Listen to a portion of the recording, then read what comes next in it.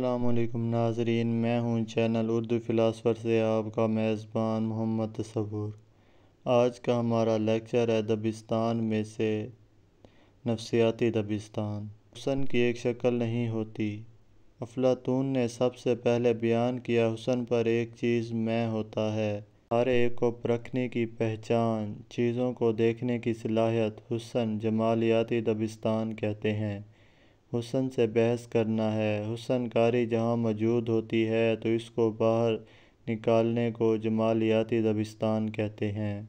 خوبصورت انداز سے بیان کرنا کہ آگے والا متاثر ہو جائے۔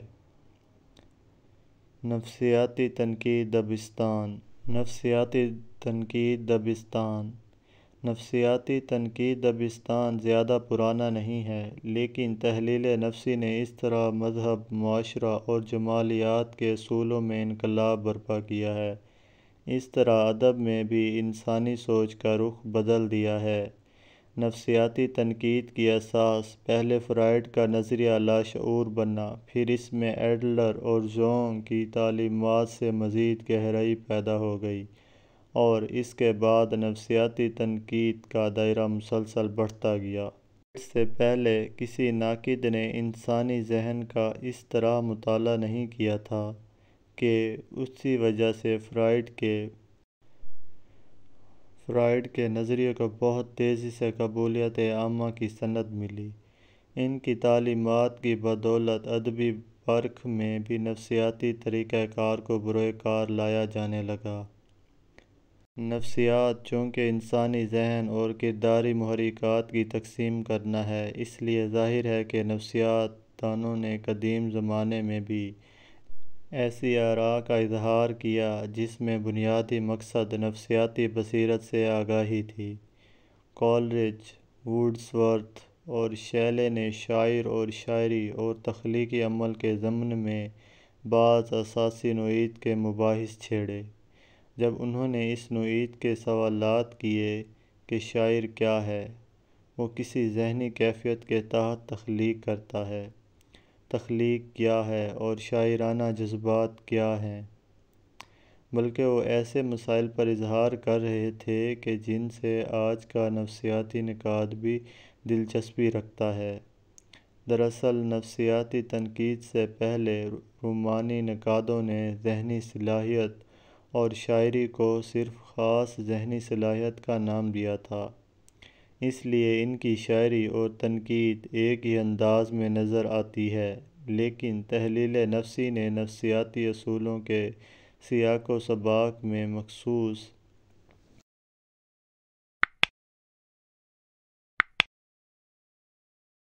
مخصوص تخلیقی کاوشوں کی تشریح و توضیح اور پھر ان کے ادبی مرتبے کا تعین کیا۔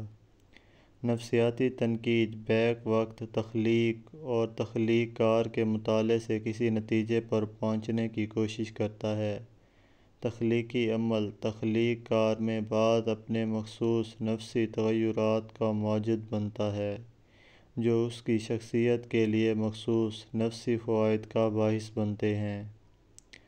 یوں ایک کے مطالعے کو دوسرے کے مطالعے کا لازم قرار دیا جا سکتا ہے۔ اگر نفسیاتی نقاد صرف تخلیق کار تک ہی خود کو محدود رکھے تو یہ کسی نفسیاتی معالج کا کام کرنے والی بات ہوگی۔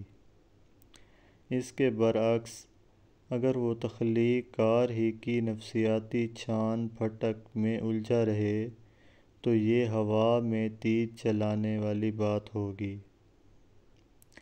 نفسیاتی تنقید کا بنیادی مقصد تخلیق کار کے لاشعور میں چھپے نفسیاتی مسائل، جذبات اور تخلیقات کی شناخت ہوتی ہے۔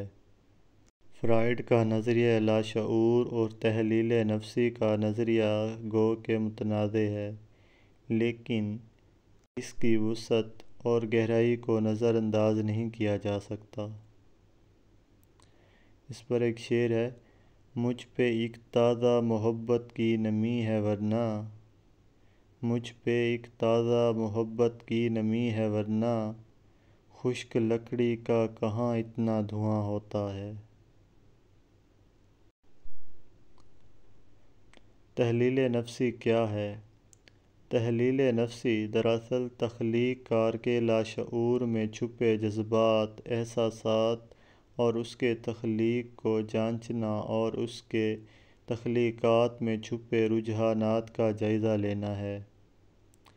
نفسیاتی تنقید میں تخلیق کار کی نفسیاتی الجھنوں اور ذہنی پیچیدگیوں کے براہ راست اور بلا واسطہ تعلق دریافت کرنے کی کوشش کی جاتی ہے۔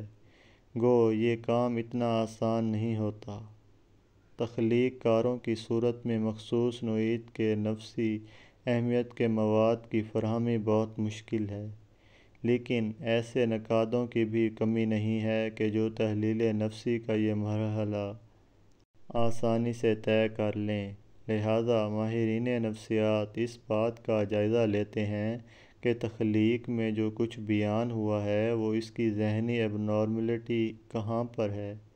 مثلاً میر کی مصنوعیاں، مومن اور داغ کی مصنوعیاں ان کے ایسے ہی رویے کو ظاہر کرتی ہیں۔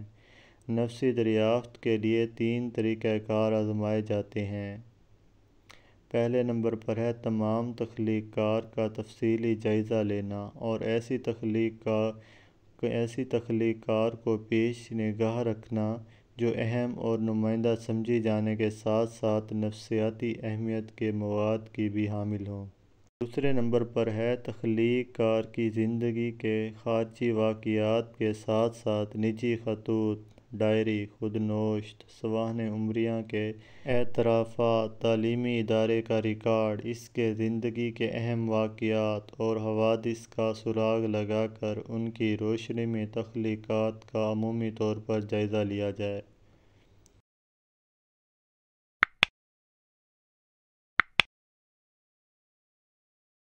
تیسرے نمبر پر ہے تخلیق کار کے حالات نفسیاتی واقعات میں اس کے دوست احباب کو بھی دیکھنا ضروری ہے۔ نفسیاتی تنقید میں تخلیق کار کی ایب نارملٹی کو بہت زیادہ اہمیت دی جاتی ہے اور اس کی تخلیقات میں اس بات کا جائزہ لیا جاتا ہے کہ کہیں یا کہاں پر اپنی خامیوں کا اظہار کیا ہے۔ رسکن لکھتا ہے کہ جب میں نے آئینے میں جھانکا تو میں نے اپنے تصورات سے بڑھ کر خود کو مضحکہ خیز پایا۔ اس طرح ایچ جی ویلز لکھتے ہیں کہ ایک خوبصورت جسم کی خواہش میرے دلی گہرائیوں میں بسی ہوئی تھی۔ وہ اپنے احباب سے خط و کتابت یا عام گفتگو میں نے ذاتی تشبیہات کا پرتفنن انداز میں مضحکہ اڑایا۔ اپنے دبلے پن اور لباس سے لاپرواہی کا خاکہ اڑایا کرتا، لیکن اس تکلیف دہ احساس سے میں نے آسودگی نہ پائی اور نہ ہی اعترافات کر پایا۔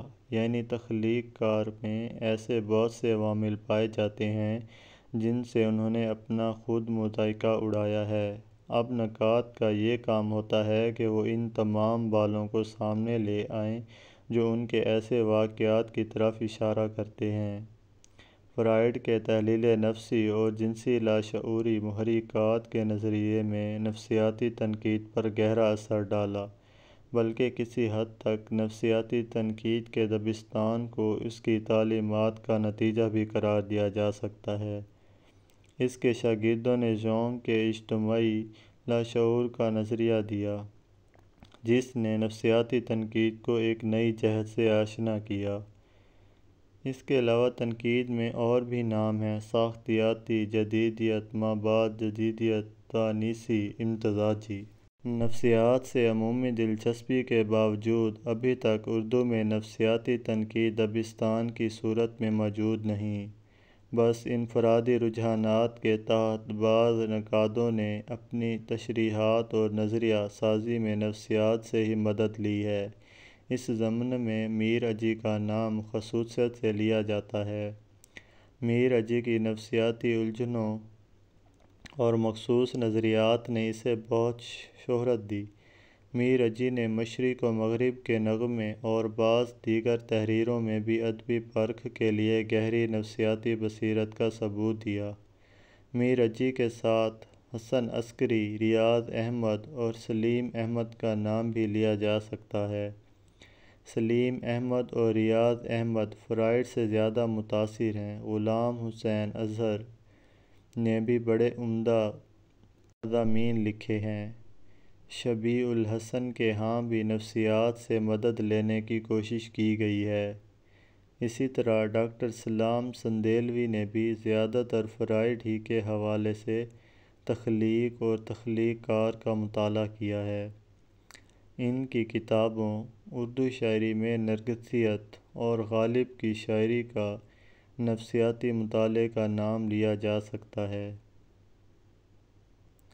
نفسیاتی تنقید تخلیق کے ساتھ ساتھ تخلیق کار کے بھی حالات و واقعات کا جائزہ لیتی ہے اور اس کے تخلیق میں چھپے ہوئے نفسیاتی مسائل اور نظریات